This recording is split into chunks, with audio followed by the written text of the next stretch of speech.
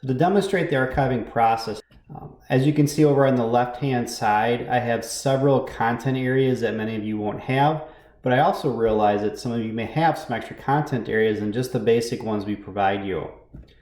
So to archive a course, you're going to go all the way down to the bottom of the course management area, under control panel, and then choose packages and utilities,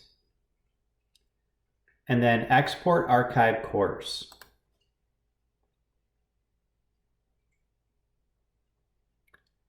And then after that, you go to export package. All right. Keep the file attachments as a default up here. To calculate your overall size, you're going to click on the calculate size. If this is anywhere close to between 400 and 500 megabytes, you may want to reconsider what you are also copying with it.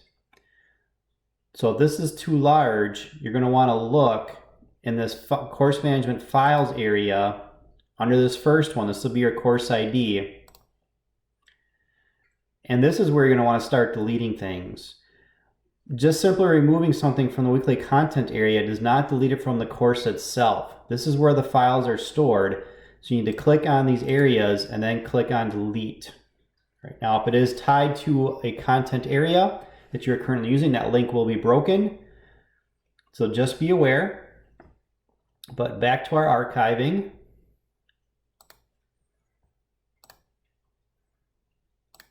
And as you can see, I'm well within the limits here. So the most commonly used areas you want to save for future use is going to be the weekly content. Okay, do not save syllabus, policies, and rubrics because we're constantly updating those links, as well as you should be using the most current form of syllabus template that we provide you. So do not do the syllabus and policies. Then I would also do any other extra things you have down here in case you do that. So for me, I'm going to keep it just very simple. I don't care about the rest of this stuff. I would do your discussion boards and then leave the default, only include the starter posts.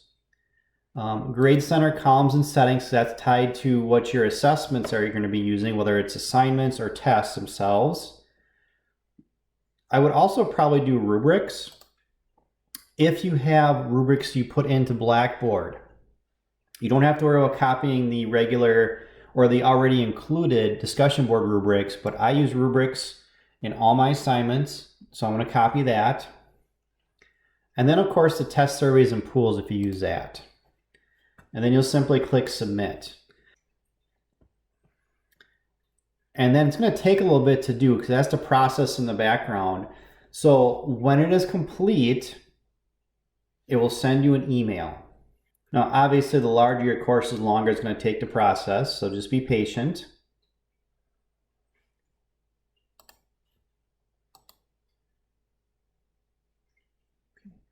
And this is the email that I received. And it did give me some warnings that maybe some things didn't quite copy properly, but for the most part, it should be pretty good. And then when you go back, when you log back in, or in this case, I'm still logged in, I hit the refresh, and then here's my zip file that I need.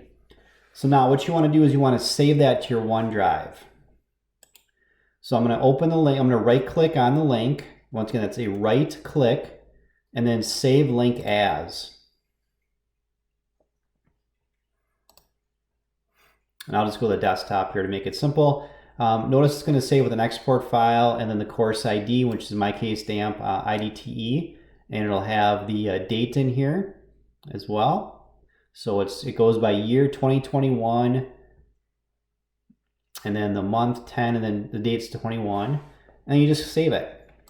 And it will save as a zip file. Now this is important. After it's done downloading, and you see it in your stored location, you need to remove this file. So you're gonna click on the down arrow and then click on delete. If you don't do that, it actually takes all your contents here to just basically double the size of my course. Remember, we want to reduce our footprint in the servers so we can make room for the upcoming terms. So you want to delete this out. We'll go back to the home page here.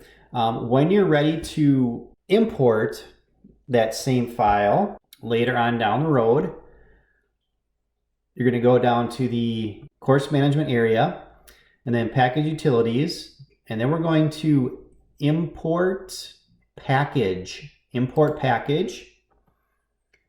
You can see I've done this a couple times here already. And I'm going to import the package. Then you're going to browse your local files for it. So I find it right here. I open it up. You're going to see it. And remember, this is where you have to remember what you did. If you can't remember what it is, you know, even here, it doesn't have all those extra things that I put in there. All right, all the extra content areas I saved. You can see Introduction to Alex, this navigating tools to help Alex. All that stuff isn't in there. So just to be on the safe side, this content areas will cover all that.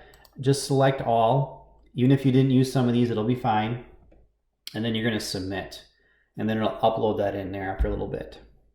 All right, hopefully this video helped. If you do have any questions, feel free to contact anyone in the EIDL department.